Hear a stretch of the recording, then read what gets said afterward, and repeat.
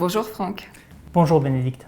Nous nous sommes rencontrés en septembre dernier. À cette occasion, tu avais partagé avec nous ta vision du bilan de GRDF pour 2018 et des projections pour 2019.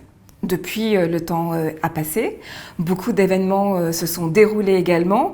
Quel est aujourd'hui le bilan que tu peux faire pour le premier trimestre 2019 à GRDF ? Nous avons connu un dernier semestre 2018 très contrasté, qui a été bousculé par des mouvements sociaux et impacté par des réorganisations de notre entreprise.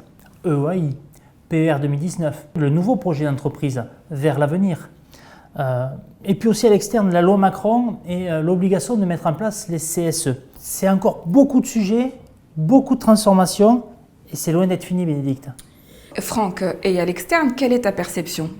En France, ce qui s'est passé ces 6 derniers mois est riche d'enseignements. Cela renvoie le signal d'une société qui se fracture. Un premier point de rupture s'est opéré en décembre dernier avec le mouvement des Gilets jaunes. Et ma lecture en est alarmante. C'est qu'aujourd'hui, il faut désormais une contestation musclée pour que les décideurs acceptent de lâcher du lest. On peut même dire que c'est la violence même qui se donne rendez-vous à toutes les manifestations. On le voit bien, la société est bousculée par de nombreux facteurs économiques, sociétaux, environnementaux. Si au sein de GRDF, le climat s'est quelque peu apaisé ces derniers mois, je pense qu'il faut qu'on reste vigilant pour pouvoir relever les défis qui nous attendent. Au sein de GRDF, justement, l'association de force ouvrière au mouvement des Gilets jaunes a été soulevée. Quelle est la position de force ouvrière sur le sujet ? Je suis très clair. FO-GRDF est une organisation syndicale au service des salariés dont le périmètre d'action se limite à l'entreprise. Le mouvement des Gilets jaunes est avant tout populiste. Nous n'avons pas notre place dans ce mouvement. Pour autant, cela ne veut pas dire que nous ne comprenons pas leurs revendications. Pour certaines, nous les avons même portées ces dernières années, sans pour autant avoir été entendus. Pour revenir sur l'actualité sociale de cette fin d'année, les médias, les experts analystes ont justement confirmé le déclin des syndicats jugés inutiles et dont les Gilets jaunes s'affranchissent. Quelle est ton analyse sur le sujet, Franck ? Certains professionnels de la matière grise peuvent le penser. Moi, je suis dans l'humain et je pense tout le contraire. Le gouvernement et les dirigeants de nos entreprises doivent comprendre la nécessité de réinvestir les organisations syndicales dans leur rôle, en leur prêtant l'écoute et la considération nécessaires pour que demain, la colère des salariés ne se manifeste plus, ou en tout cas ne représente plus un danger pour tous et à tous les niveaux. En même temps, Franck, le fait que la contestation sociale se soit organisée autrement, est-ce que cela ne traduit pas une perte de confiance qu'il y a entre les Français et les politiques, les organisations syndicales ? En septembre, nous avions évoqué cette question. J'avais alors clairement dit que nous avons conscience qu'il fallait nous rénover pour mieux s'adapter aux attentes des salariés. L'actualité nous a donné raison. Donc il faut engager des transformations sur la forme, mais surtout et aussi dans notre positionnement. Mais alors comment enrayer ce recul ? Nous avons initié un chantier d'évolution de notre syndicalisme à GRDF, dans notre communication, dans notre accompagnement vis-à-vis des directions, mais aussi des salariés. Je sais que nos changements sont concrets et qu'ils sont visibles. Nous sommes déjà satisfaits de pouvoir dire que tous les objectifs que nous nous étions fixés en 2018 sont atteints. Sur la forme, nous sommes porteurs de progrès, de changements. Je crois même pouvoir dire que nous sommes devenus des précurseurs. Il nous reste maintenant à convaincre que nous nous rénovons aussi sur le fond. C'est tout l'enjeu de cette année 2019 et dont notre réussite s'exprimera dans le scrutin lors des élections professionnelles.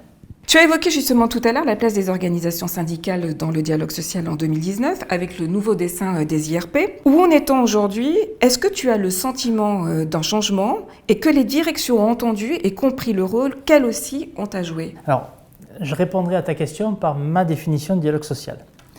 C'est pour moi une écoute attentive, une volonté de comprendre les enjeux de chacun, dans le seul but de trouver un compromis profitable à notre société et aux agents qui la composent. Je pense que nous avons donné des signes pour que la direction puisse nous écouter. Et mois après mois, négo après négo, des fois dans la difficulté, nous construisons un dialogue social 3.0. Franck, le contexte économique et social est alertant. Les politiques et les industriels auraient déjà joué l'avenir du gaz dans la transition énergétique, ce qui est plutôt préoccupant pour GRDF. Quelle est ta vision de l'avenir justement de notre entreprise ? Là aussi, j'avais exprimé mon inquiétude en septembre dernier. L'avenir du gaz fossile est amené à disparaître. Les migrations climatiques et les besoins énergétiques qu'elles vont engendrer dans les mégapoles, les lobbies industriels, le rôle des politiques et enfin et surtout nos modes de consommation, tout cela appelle à l'urgence. D'ailleurs, le nouveau projet d'entreprise que nous soutenons à FO-GRDF, parce qu'il nous est vital, en a bien posé les enjeux. Si nous ne réussissons pas notre transition énergétique à GRDF, avec pour ambition un gaz 100% vert à l'horizon 2050, nous aurons de vrais sujets de préoccupation et la question va se poser bien plus vite que prévu. Alors devant toutes ces transformations sociétales qui nous impactent et qui impactent aussi GRDF, ne serait-ce pas une opportunité pour les organisations syndicales de proposer un nouveau contrat social ? Bénédicte, je ne répondrai que pour Force ouvrière. Ma vision n'engage que mon organisation syndicale. Je crois que le premier chantier est le chantier des relations sociales avec les employeurs. Je pense que toutes les parties prenantes devraient repenser leurs relations sociales afin d'engager des débats construits et constructifs autour d'enjeux communs. Redonner de l'écoute, de la considération au corps intermédiaire, c'est aussi garantir une paix sociale basée sur le respect de la valeur travail. C'est aussi accompagner les transformations lorsqu'elles servent au mieux à la performance de l'entreprise pour le bénéfice de tous. Nous aurons aussi à monter en compétences. Il faut inventer ou développer des outils qui nous permettent de répondre au mieux aux attentes des salariés. Par exemple, nous avons développé depuis janvier un accompagnement qui s'appelle Coach Moi. Alors, cet accompagnement aide les salariés dans leur parcours professionnel, mais aussi dans un développement personnel. Parce que nous avons bien perçu qu'ils avaient besoin d'un dispositif complémentaire à ceux fournis par l'entreprise. Depuis mars, nous faisons aussi des cafés-débats. Cafés-débats où nous écoutons les attentes et les besoins des salariés et nous essayons ensemble de savoir comment nous pouvons y répondre.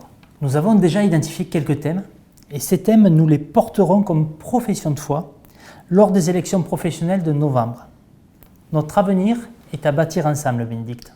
Justement, puisque nous évoquons les élections professionnelles, quels sont les enjeux pour Force ouvrière ? Le premier enjeu est très simple. C'est de nous y préparer autour de sujets qui, pour Force ouvrière, nécessitent d'être débattus, challengés, mis en perspective et surtout travaillés collectivement. Nous avons déjà identifié 5 thématiques. L'avenir de GRDF par rapport à la transition énergétique, le modèle managérial, la qualité de vie au travail, mais aussi les parcours professionnels et enfin la valeur travail et les dispositifs nécessaires à sa reconnaissance. Le deuxième enjeu, c'est d'être un syndicat représentatif à GRDF en 2019. Pour cela, nous devons convaincre de nos orientations, de par notre travail et surtout notre posture au quotidien. Nous nous engageons avec la conviction que nous pouvons réussir. Je voudrais rajouter quelque chose, Bénédicte. C'est que cet enjeu, c'est avant tout celui des salariés et des employeurs qui feront le choix de ce changement. Merci Franck. Merci Bénédicte.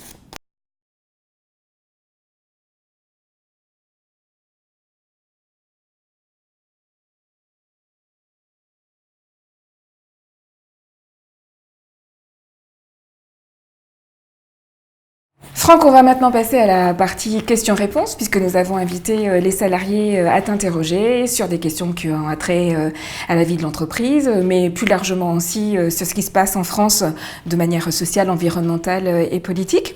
Si tu veux bien, on va passer à la première question. Depuis quelques semaines, le gouvernement multiplie les ballons d'essai en direction de l'opinion. 2 annonces concernent des entreprises des IEG, la baisse de la participation de l'État au capital d'EDF et de GRDF, avec le désengagement progressif de l'État du capital d'Engie. Quelle est la position de Force ouvrière sur le sujet ? Et selon toi, quel est l'avenir pour les IEG ? Et là, on parle bien sûr du statut et des retraites. Tout d'abord, Bénédicte, j'aimerais remercier ces salariés qui ont pris du temps pour nous envoyer ces questions. Preuve que le dialogue social intéresse aussi une partie des salariés et j'espère que grâce à notre engagement au quotidien, de plus en plus de salariés auront envie de s'investir dans le dialogue social. Pour cette première question, tout d'abord, il n'y a que Engie qui est concerné par le désengagement de l'État dans son capital. Pour EDF, l'État a demandé une étude de démantèlement. Alors, on n'en connaît pas encore la teneur et les salariés en sont à juste titre inquiets. On se demande où on va en matière de stratégie énergétique, surtout pour l'indépendance, mais aussi sur notre modèle français, modèle qui repose par exemple sur la péréquation tarifaire. On est les seuls en Europe à appliquer cette péréquation. On ressent par contre du côté du gaz plutôt un genre d'abandon. Le gaz est considéré comme une énergie fossile vouée à disparaître. Or, on a des solutions pour justement verdir ce gaz. Autant faut-il que le gouvernement nous donne aussi les moyens de développer ce verdissement. En ce qui concerne Force ouvrière, nous le portons au quotidien auprès de la CRE, auprès des ministères et de tous les organismes qui nous donnent la parole pour pouvoir justement développer ce gaz et assurer la pérennité de GRDF. Deuxième question, nous avons vu avec la réforme des retraites de la SNCF à l'automne dernier que les salariés d'entreprises bénéficiant de régimes spéciaux étaient perçus par l'opinion publique comme des privilégiés et la crise des Gilets jaunes a contribué à renforcer ce sentiment. Du point de vue de Force ouvrière, penses-tu, Franck, que le statut des IEG est encore défendable dans le contexte actuel? De quoi parle-t-on exactement? Qui, dans l'opinion publique, connaît réellement le statut des IEG? Est-ce que c'est pour le tarif agent? Pour les retraites? On n'en sait rien en fait. On est conscient que la société évolue. Et si on devait se retrouver autour de la table pour discuter justement de ce statut, ça ne serait que dans un but, obtenir du progrès social et surtout pas de la régression. Troisième question. Beaucoup de changements en COMEX de GRDF depuis 2 ans. Quelle est ta vision sur cette évolution? Marque-t-elle une tendance selon toi? Oui, effectivement, il y a eu beaucoup de changements dans le COMEX. L'arrivée du directeur financier, M. Lejamble, n'est pas anodine. Je pense qu'elle marque un tournant sur un point stratégique pour GRDF. Par ailleurs, j'ai le sentiment de l'arrivée de nouveaux directeurs comme M. Thierry Foy, qui porte la vision d'une entreprise responsable, peut amener une vision plus souple sur le management au niveau de notre entreprise. J'observe que notre management reste très militaire. Il se confronte de plus en plus à des pratiques de travail qui s'en éloignent, ce qui quand même complexifie, voire distance les relations manager-manager. Le COMEX a insisté dans son projet vers l'avenir pour dire que le management était un axe essentiel de réussite. Cela, je crois, va être l'occasion de démontrer que nous avons une nécessité urgente à revoir nos modes de fonctionnement justement sur le management. Pour Force ouvrière, on pourrait en profiter pour expérimenter par exemple le management 360 degrés. Il faudrait déployer plus largement le télétravail. Et puis, favoriser le partage et l'écoute, accepter la contradiction plutôt que l'abnégation. Vous parlez de la nécessité d'évolution d'adaptation des organisations syndicales, notamment pour Force ouvrière. Mais ne croyez-vous pas que le choix des détachés syndicaux a pu contribuer ou contribue à véhiculer une image négative du syndicalisme en entreprise? Très certainement, parce qu'il faut savoir se détacher pour de bonnes raisons. Comme dans toutes les entreprises, il y a des personnes impliquées à des niveaux différents. C'est vrai que le syndicalisme a longtemps souffert d'une image négative parce que la plupart du temps, les détachés avaient des comptes à régler avec la direction ou étaient marginalisés et trouvaient dans le syndicalisme une issue, une aide, un secours, sans pour autant être mieux accompagnés dans leur parcours professionnel. Alors, pour Force ouvrière, ce temps-là est révolu. Nous avons la volonté de recruter des personnes qui ont envie de défendre les salariés et de faire progresser l'entreprise à tous les niveaux, qui sont compétents sur les dossiers que nous leur confions ou qui ont le désir de monter en compétences. C'est la raison pour laquelle, d'ailleurs, nous nous sommes réorganisés et nous avons mis en place un animateur parcours professionnel qui suit nos militants et les aide à monter en compétences pour aujourd'hui, mais aussi pour demain, pour préparer leur avenir professionnel. Ces 4 derniers mois, le dialogue social a été rompu à GRDF, les IRP ont été arrêtés. Comment expliquez-vous que le dialogue social soit si complexe à GRDF? GRDF nous a proposé de partir d'une feuille blanche sur la future instance représentative du personnel, le CSE et ses commissions. C'est un choix ambitieux et qui allait dans la même direction que le renouveau du syndicalisme auquel nous croyons à Force ouvrière. Malheureusement, un manque d'écoute commune a conduit les organisations syndicales au boycott. Sans écoute, pas de partage d'informations. Sans information, pas de solution. Cela démontre l'intérêt du dialogue, de la confiance, de la concertation, dans le seul but, trouver une solution commune. Et tous les acteurs du dialogue social se doivent de faire des efforts pour redonner l'espace nécessaire aux corps sociaux intermédiaires. Il en va du fonctionnement de l'entreprise et de la qualité de vie au travail de ses salariés. D'ailleurs, on voit bien où cela nous mène lorsqu'on cherche à le supprimer. C'est un véritable enjeu pour l'entreprise. Et la direction de GRDF l'a bien compris, puisque le dialogue a pu reprendre.